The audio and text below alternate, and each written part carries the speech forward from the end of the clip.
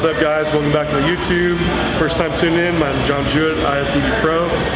Today I'm going to take you through one of my pull sessions. I have two pull sessions I rotate between, one being back width, the other one back thickness. Today's my back thickness day, so we're going to focus on a little bit more rows, do rack pulls, but I will have like a couple movements for like vertical pulling too. So the thought process here on programming is hitting two rowing movements that are going to hit more upper and lower back, but being chest supported so I can save my lower back for rack pulls. And then after doing rack pulls, we'll go into like a vertical pulling movement to have like a big stretch and stretch everything out, open it up, and then I'll hit some rear delts and biceps. So that's at least kind of the general layout of the plan, but we'll get into it. I'll show you what we're going to do today and lead you through it. So starting with the chest supported T-bar row. With the T-bar row, the main emphasis here is going to be teres major and kind of mid-lower trap. Idea with doing the T-bar row is keep your setup to where your body position allows for your wrist and elbow to be directly in line. So you don't want that wrist traveling up to where the angle would put more stress on the bicep. In all these movements, I'm really driving back, pausing, and then controlling the eccentric phase. That's a big thing I've changed with my pull moves, is actually keeping tension in the muscle and allow it to control throughout the eccentric phase. My back has been getting so much sore, and just worked more doing it. So with these, I'll work up to a set of 8 to 10 reps. We'll back down and do a set of 15 plus reps. On back thickness day, I mean, when we're saying thickness, we're usually talking about more focus on traps and spinal erectors.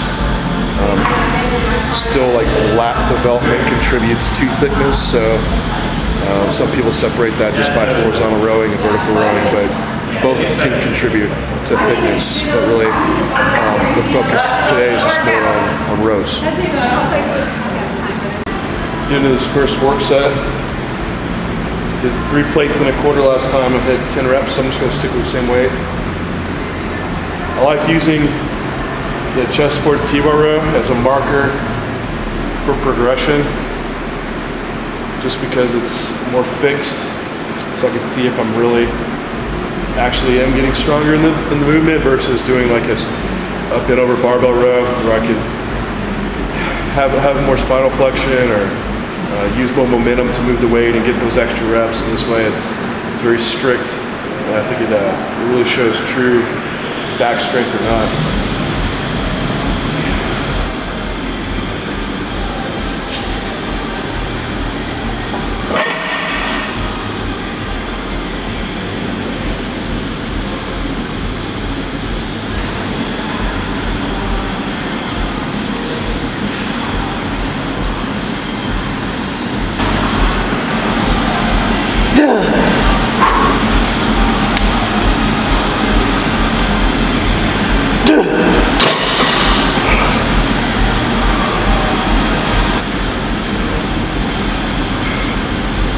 Alright, so I hit 11 reps on that one.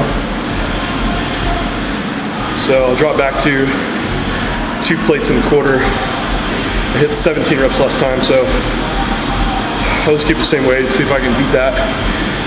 If I hit 20 reps or plus, then that's when I'll start bumping weight to keep those reps back to 15.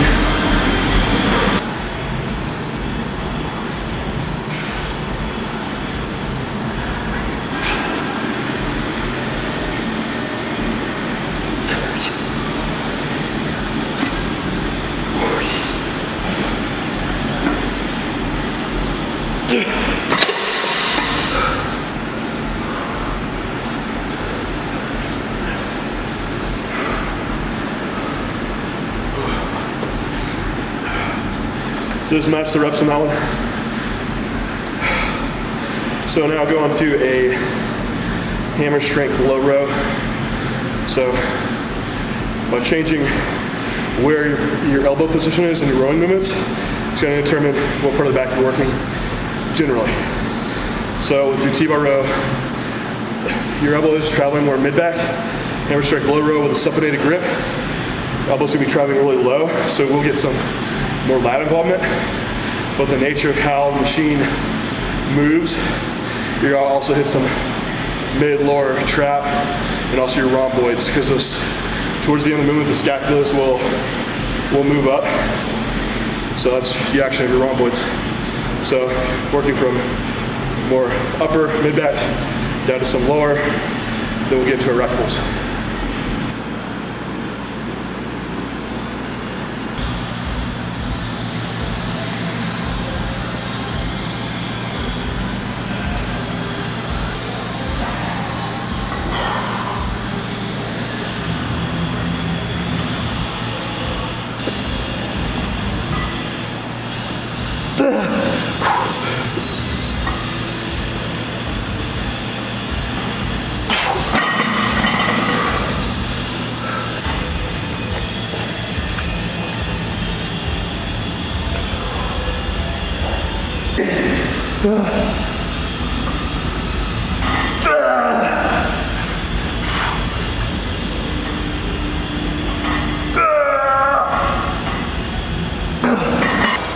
All right, so moving into rack pulls. So first off, setting up the rack. So I want to set up just pretty much right below the knee. Trying to pull from a point where my legs are just taken out of it. So any lower, I'd have to bend at the knee and get down more into a deadlift. So just trying to focus on back here. Initiating this movement, I'm trying to drive the bar back into me, just like if you're doing like a pullover and pulling back the bar to you. And that's what you want to do to really engage the lats in the movement. And then also prior to starting the movement, pull the chest up, which in turn will depress and retract the scapulus to get the traps fully involved in it. So we're just trying to get the back to work this movement mainly. You know, you can split up to the movement, but the big thing is, and I see done so much, is just dropping the weight through the eccentric phase and not controlling it with the back. The eccentric phase causes a lot of muscle breakdown, but it's a great stimulus for hypertrophy. So in your rack pulls, you want to control the eccentric phase and set it on the pins, not bounce it off the pins. It doesn't have to like come to a dead rest, but you want to control it all the way throughout to get the fullest out of this movement. And doing that, you're going to use a lot less weight and load, which is going to be safer just in the joints in general too. But now that we went through some higher rows, a little bit lower row, my back is like fully pumped. I can really feel it now too during the movement. Same rep scheme as my other moves. So we're going to go up to like a set of 8 to 10, back off in weight, and hit something 15 plus.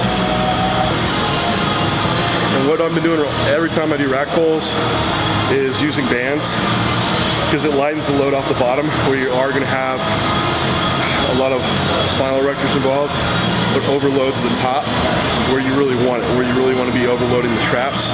So I think bands are great for this movement.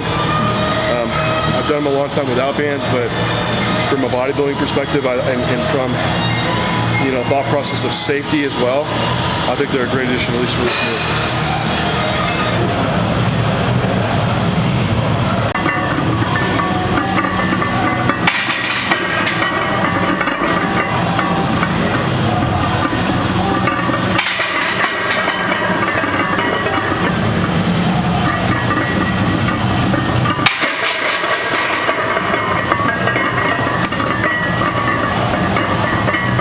So that was the first work set. Did 4 plates for 8 reps, which is just kind of a new starting point for me, because I've been changing the band and the height, so I think this feels the best what I'm going to stick with. So it'll be what I keep trying to progress on throughout the rest of the off season. But going that slow in the eccentric phase, it just completely changes it, because I've done like 700 before for reps, but you actually feel the back working so much more doing them this way. And with the band tension, I don't know, probably, I'm guessing with it doubled, it's probably another 150 pounds at the very top, maybe. But anyway, I'll backing down about 30% and try to hit over 15 reps.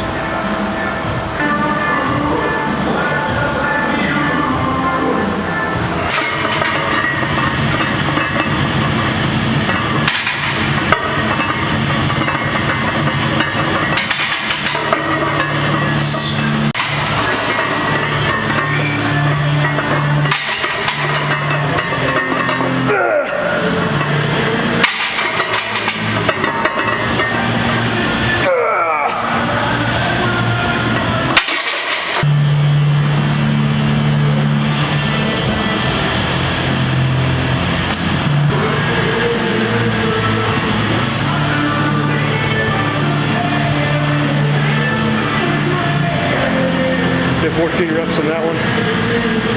That's kind of right where I was going for. So we'll move on to a pull down now. Get some more lat work in. Get something to really stretch out.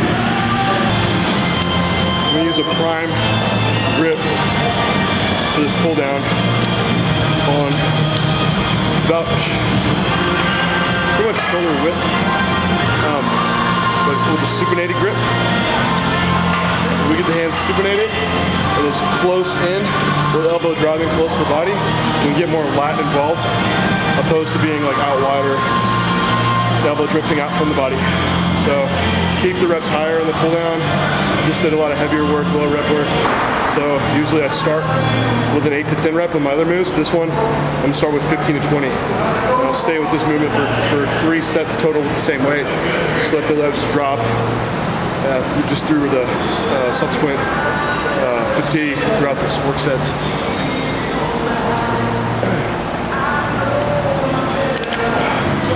So with the pull down, as far as range of motion goes, definitely believe in pulling from a full stretch position, letting the scapulas rise.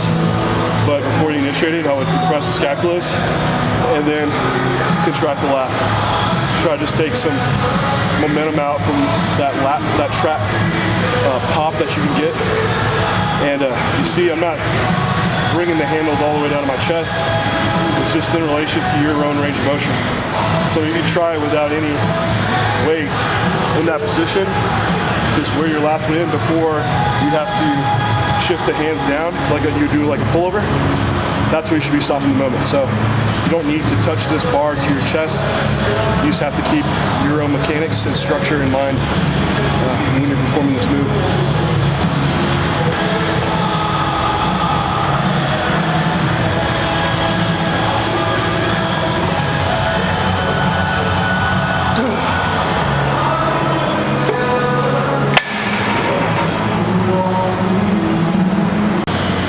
So from now I'm going to start moving into more rear delt work.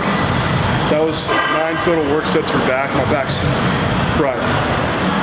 So what I'll do now for rear delts, since rear delts are kind of a stronger point, I will still do like a compound back move that will hit rear delts as well. So I'm going to do first off a rear pec deck fly with more of an isolation for rear delts, then move into a rope face pull, which is a compound move. I'm going to have some trap and bicep involvement, but there'll be a little pre-fatigue from hitting the pec deck first. I'll do 2 rounds of this total, and I think rear delts respond really well to high reps. So 15 to 20 reps, that's what I'm trying to stay within. Again, just keeping the eccentric phase very controlled and going through the motion with just letting the rear delt contract and not trying to bring a lot of trap into it. So I mean, if your rear delts was a weaker point, I would program to have some back moves first that hit more rear delt, like some higher elbows out, like higher back, upper back rowing, and then add more volume in to your rear delt work at the very end.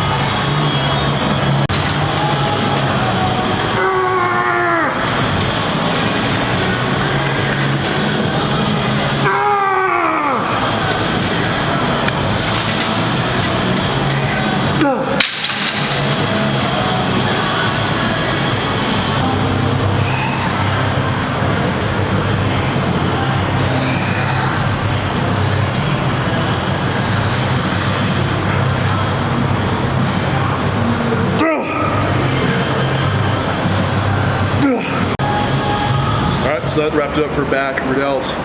We want biceps. So putting biceps at the end. For me, arms is a stronger point, so they don't take a lot of volume to respond. They usually grow pretty well just using all my compound moves, rowing moves, triceps as well. My pressing moves, they grow pretty good, so I'll just do typically 1 to 2 exercises for biceps, 2 to 3 sets. So I'm looking at 4 to 6 sets total for the day of this bicep work. But I'll start with a standing dumbbell curl, hands supinated the whole time. And again, same process on execution, 3 to 4 second eccentric with a squeeze at the top.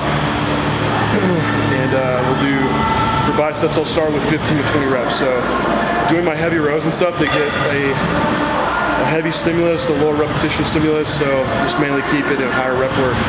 And I've had some issues with like, golf was elbow. Obviously I don't golf, but it's that medial epicondyle elbow where the forearm muscles attach. It gets really inflamed, so going lighter just seems to prevent it from getting as inflamed too. So, all right guys, that wraps up back, rear delts, and biceps for the day. The workout will be below. You can also go to my blog. I'll put my workouts up in there too. If you're interested in coaching, custom programming, check out the website, j3sportsrd.com. Any questions, comments, leave them below in the video, and we'll see you guys next time.